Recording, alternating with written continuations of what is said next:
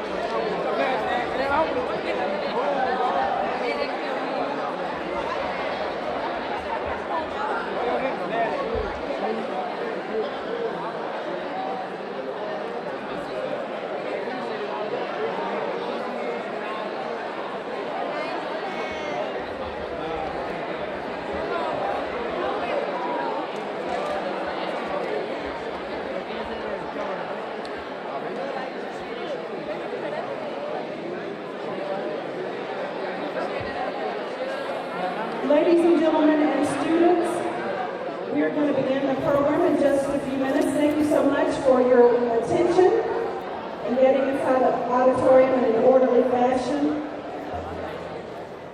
If you have someone around you who has not found a seat yet, please ask them to do so because we want to begin the program in just a few minutes. Thank you very much.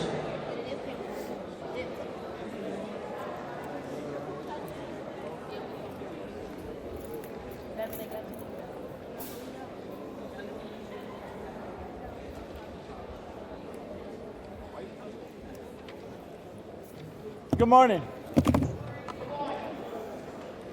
I want to personally thank everyone for coming this morning.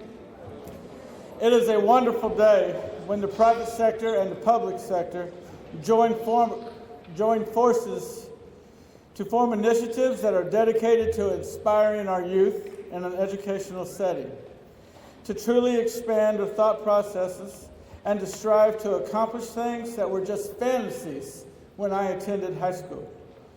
Today, our honored guests, Governor Asa Hutchinson, Ms. Krista Bourne from Verizon South Central, Superintendent Mike Poore, Deputy Superintendent Marvin Burton will start the process, and we thank you for everything you are doing to inspire our students at Hall High School and across the state of Arkansas. We would also like to give special attention to Mr. Mark Gosher, the Deputy Commissioner of Education, and to Anthony Owens, the State Computer Science Coordinator. At this time, would everyone please stand for the playing and singing of the National Anthem by the Howell High School Band and Choir.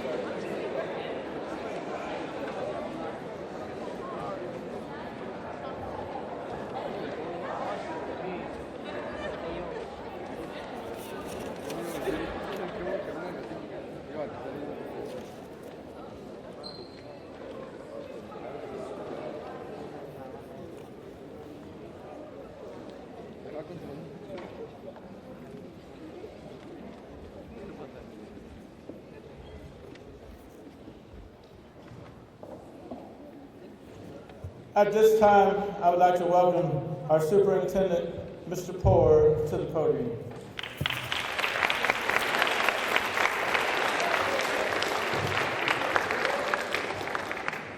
Good morning, everyone. It is a real honor and a pleasure to be with you here today at Hall High. I got to watch your football team take it to fair on Friday. Congratulations to Hall.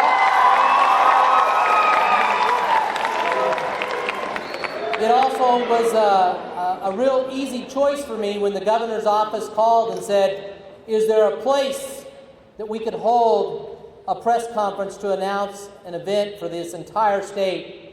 And I got back to the governor and said, let's go to Hall High because I'm very proud of what this school represents. So thank you.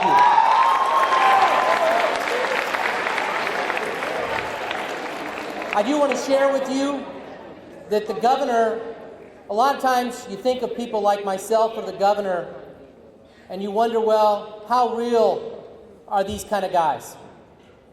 How much are they really thinking about us? So me coming in and walking in Hall to look at your classrooms and your schools, which I did during the first week, and I'll be back. Going to your football game. Those are things that matter. But I'm telling you, this governor has a care also about Hall and really the entire state. He set up something when he was trying to get elected that talked about coding. And I'm going to tell you that when I first heard it, and I don't know if the governor has actually heard these words out of my mouth before, but I thought he was doing it because he shared the story of his grandkids. I thought, well, that's a cool visual to put on TV. But how real is he about this? Is he just trying to get elected? And maybe there was a form of, wanting to get elected, but it's much, much deeper than that, because this coding effort that's now taking its next step today, it's been a passion of his, and it has changed the dynamics not only for Hall, but it's changed the dynamics throughout the whole state of giving you all opportunities. So as you get ready to hear this challenge today as students, the one thing that I will tell you is I would love nothing more than to have him back celebrating that the winner came from Hall High, because the talent is here.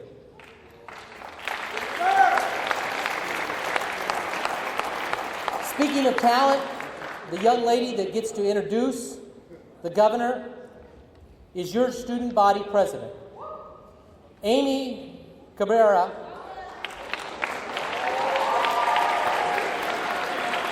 This is a special young lady, one that we all should be proud of and that represents you. This young lady is a part of multiple clubs, the French Club. She's also a part of Art Club and the Hope Club. She's also on the Mayor's Youth Council, and then she supports a variety of other things within the school, from AVID to sports teams. She's an exceptional person. It's my honor to now introduce Amy Cabrera, your student body president.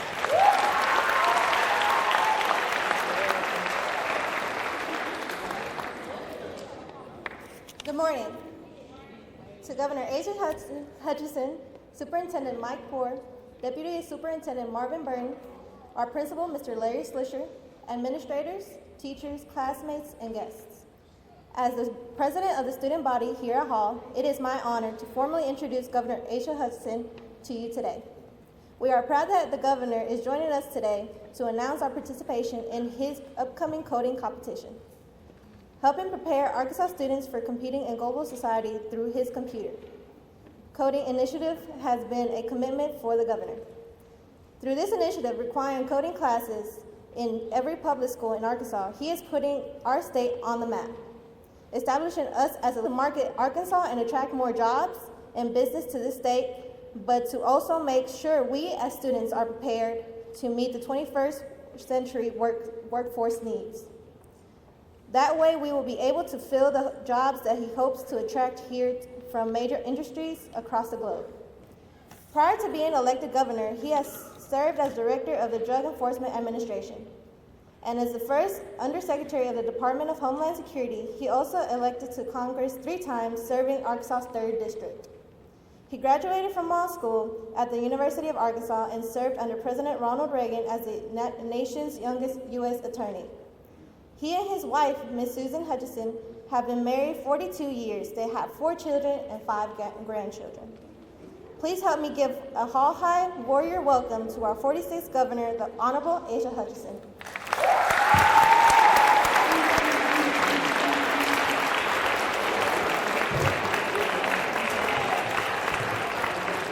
you, Amy, and thank you, Hall High. What a great job by the band and by the choral department. Great presentation today of our national anthem. Students, as governor, I'm delighted to be here. And I don't know when the last time the governor of Arkansas was at Hall High. Can anybody remember the last time a governor was at Hall High? So assuming that, it's been a long time, but I guarantee you one thing, that a governor's never been at Hall High talking about computer coding. And I'm here today to talk about that topic. And I am going through Arkansas to Arkansas high schools, and I'll cover about 12 to 14 high schools on this coding tour. I've been to Manila up in the Northeast. I'll be going to Dumas later today. I've been to Texarkana. I've been to Greenwood. But let me tell you, my coding tour would not be complete without coming to Hall High.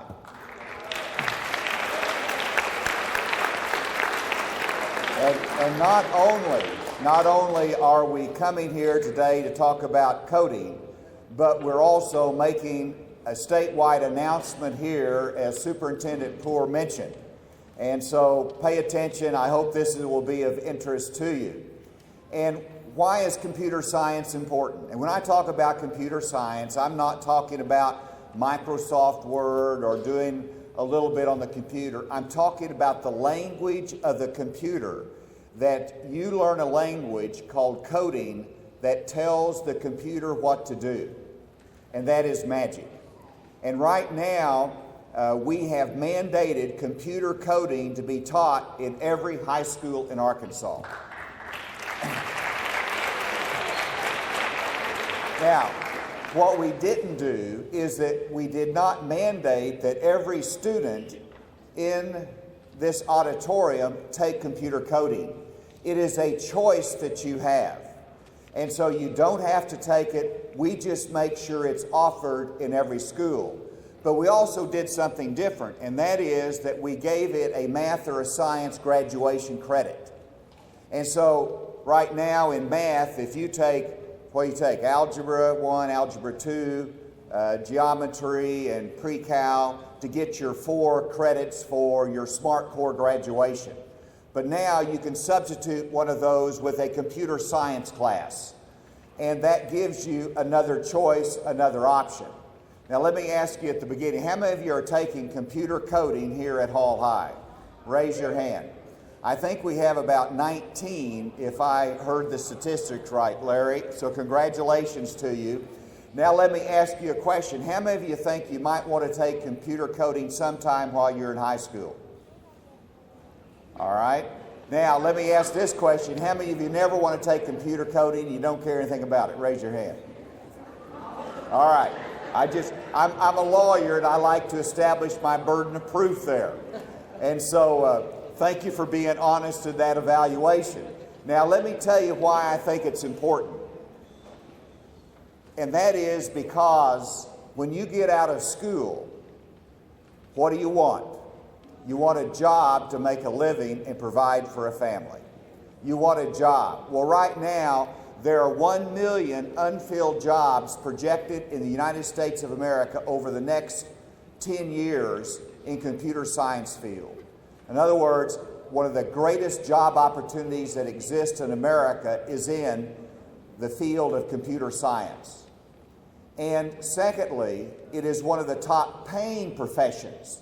If you get your degree in computer science, you will begin at $60,000 a year.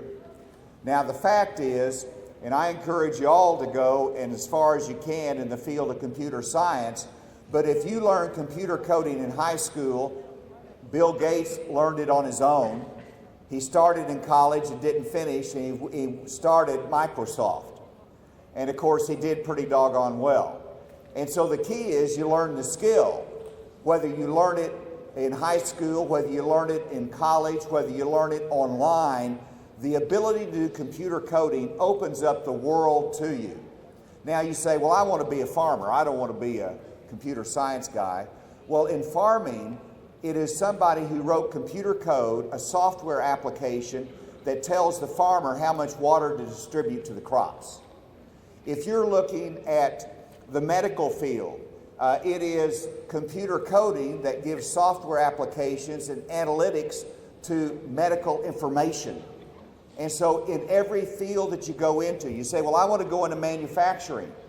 I just want to get a blue-collar job. Well, if you go into manufacturing, then you go in the plant, you're going to see a robot. And robotics commands the sphere of manufacturing today. Robotics is controlled by a software, somebody who wrote coding. And so whatever you do, I grew up on a farm near Gravette, Arkansas, out in the country. My parents did not have a high school education, but they knew the importance of education. They encouraged me, being the youngest of 6 children, to go to college. I did, and it opened up a lot of opportunity for me. I got involved in politics. Long story. I won elections. I lost elections. I got elected to Congress. In Congress, 9/11 attack happened, and President Bush asked me to go join his administration to help set up the new Department of Homeland Security to protect our country from a terrorist attack. I'm sitting in the Situation Room with the President of the United States. We get briefed by the CIA on the latest terrorist threat, and the President turns to me and says, "You heard that threat, Asa. What are we doing about it?" That's when you want to turn to the person next to you and say, "John, what are we doing about that?" But John wasn't next to me. I was the guy that grew up on the farm, got an education, and had the thrill to be in the Situation Room with the President talking about protecting our country. But the reality of it is, we protect our country through our men and women in the military, but guess what? We also protect our country through the computer coders that are writing software applications that will help us to detect from a mass of information the latest intelligence threat to our country. Through a massive amount of information on flights coming into our country, a particular individual that might be a terrorist that pose a risk. It is not a soldier that finds that information. It is a computer coder that wrote a software application that knows how to dig into information and to analyze it. That's what was important to me. And so I came back to Arkansas and I said, let's do it here. So we passed the mandate, and because of what we did here in Arkansas, we like to lead. And for the first time, Arkansas is the #1 state in terms of computer science education. You like being #1?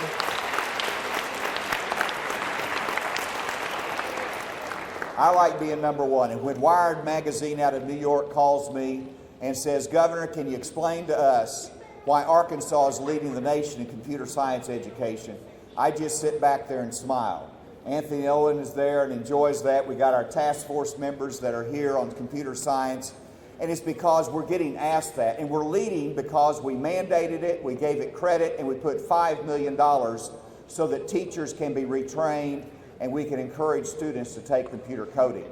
It's up to you, but I hope that you'll look at it. We're going to play a video in a second, and that video is going to talk about the same topic I'm talking about.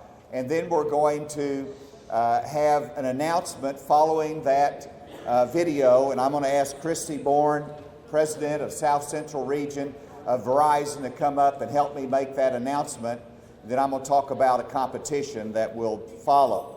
And then we're at the end, we're going to take a question. Amy, you might ask me the first question, or somebody else can ask me a question out there. So be thinking about that.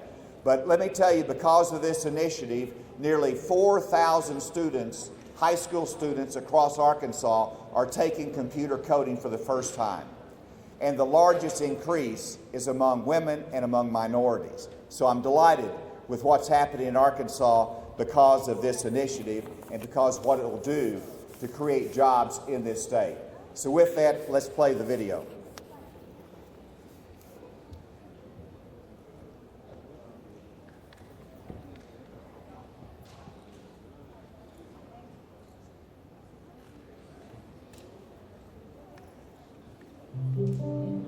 I was 13 when I first got access to a computer. My parents bought me a Macintosh in 1984 when I was 8 years old. I was in the 6th grade. I learned to code in college, freshman year, first semester, intro to computer science. I wrote a program that played tic-tac-toe. It was pretty humble beginnings, I think. The first program I wrote asked things like, what's your favorite color?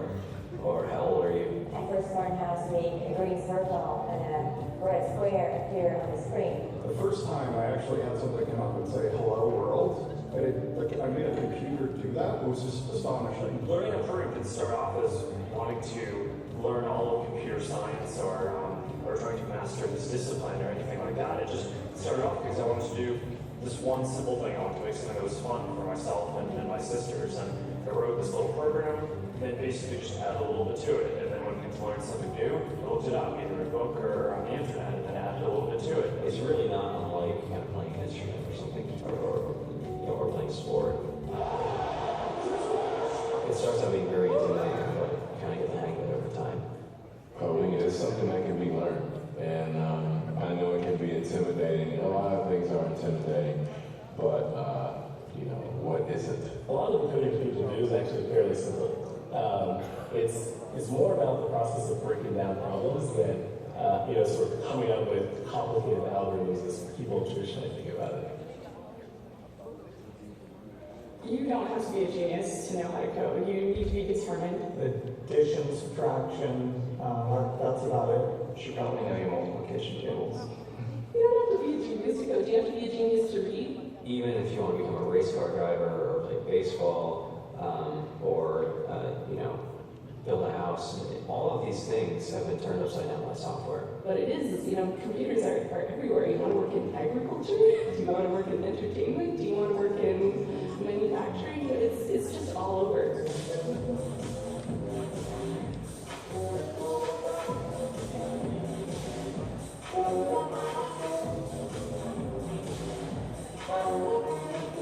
Here we are, 2013. We all depend on technology to communicate, to bank, information, and none of us know how to read and write code. When I was in school, I was in this after-school group called the Whiz Kids, and when people found out, they laughed at me, and all these things. I'm like, man, I don't care. I think it's cool, and I'm learning a lot, and some of my friends have jobs. Our policy is literally to hire as many talented engineers as we can find. The whole limit in the system is just that there just aren't enough people who are trained and have these skills today. To get the very best people, we try to make the office as awesome as possible.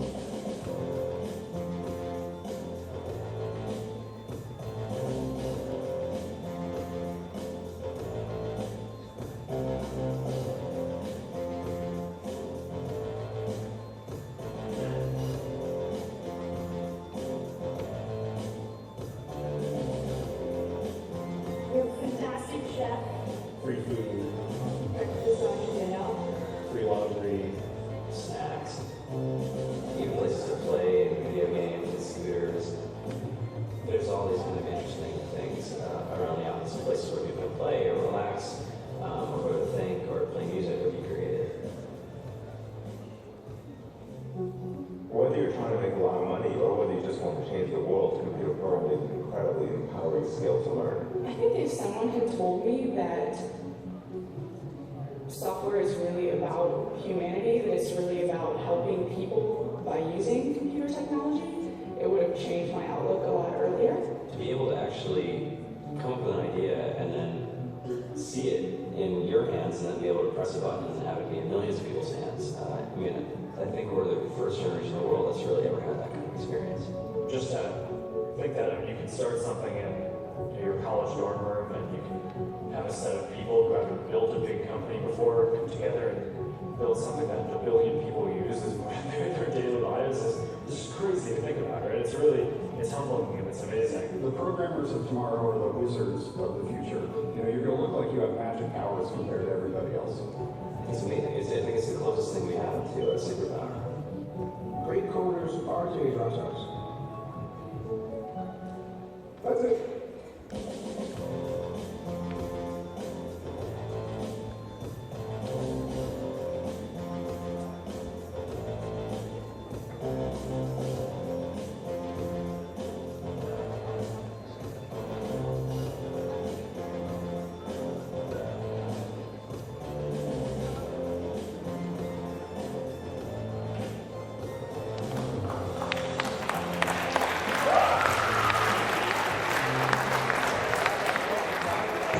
I hope you all like that. I know a video is a little bit better than me, so that explained it a little bit better.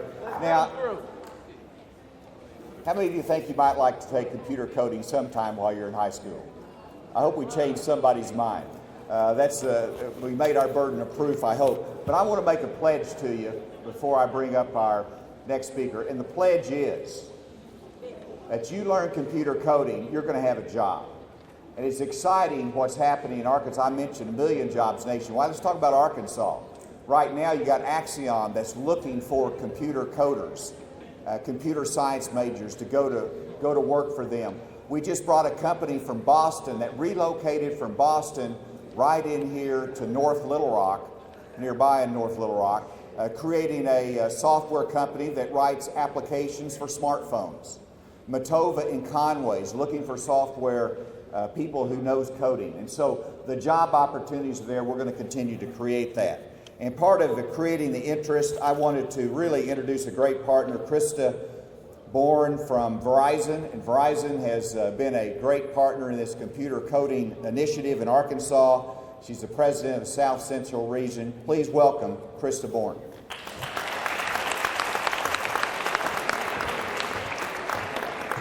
Good morning, everybody. I'm inspired just listening to the stories that we just saw in the video, and I just want to leave you with a few key words. So I am with Verizon, and I have been with the company for 16 years, but I grew up in a neighborhood very much like the one that you represent here, and I have 2 children whom I also encourage to think about coding and STEMming.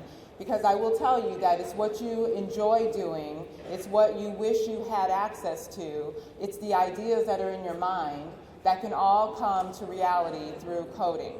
So whether you enjoy fashion, music, sports, or any other thing that you like to spend your time doing, there is coding involved somewhere along the way.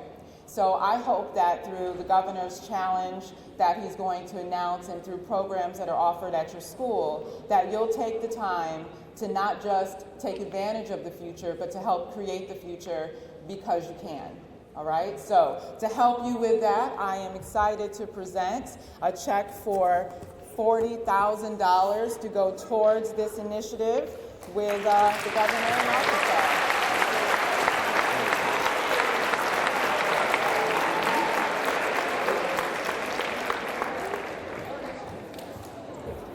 Thank you, Krista. This is an incredible kickoff to the announcement that I will make. And this $40,000 will be used to fund the governor's regional and state coding competition. Every school in Arkansas is invited to have 3-person teams to participate in this coding challenge. And as they compete at the regional level, then the top 2 from each region will go to the state competition. And next April, I believe it is, there will be the winner of the state competition. And for each team member of the winner of the state competition, they will receive $2,000 per team member.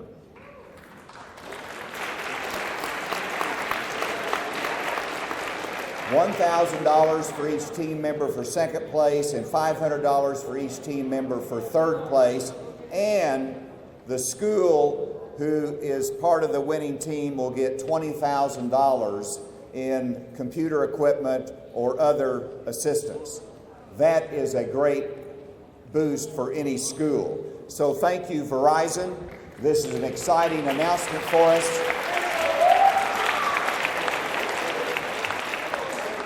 And the Chamber of Commerce has helped in this effort as well. Anthony Owen here has a website on the Department of Education that gives the details of that competition. Is that right, Anthony? We will have it up shortly. And so more information will be getting out to the schools. Now, I think you have about 19 here, Larry, taking computer coding. I would like to see more of you sign up for it even this year. And then next year, I'd like to see 40 to 60 out of Hall High taking computer coding. I think we can do that. We might need more teachers trained. We'll make sure that happens. And so, Larry, am I turning this back to you? Yes, sir, you are. All right, Larry.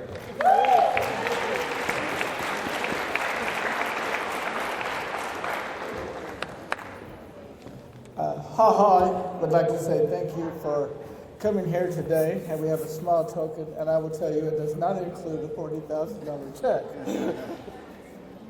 Small token of our appreciation. And thank you very much. I would like to thank Verizon Wireless, Governor Hutchinson, and of course the superintendents for their dedication to education and the state of Arkansas. I would also like to introduce the host of the event for Hall High School, Mr. Leslie Kohler and Mr. Michael Slack. If you would, please stand.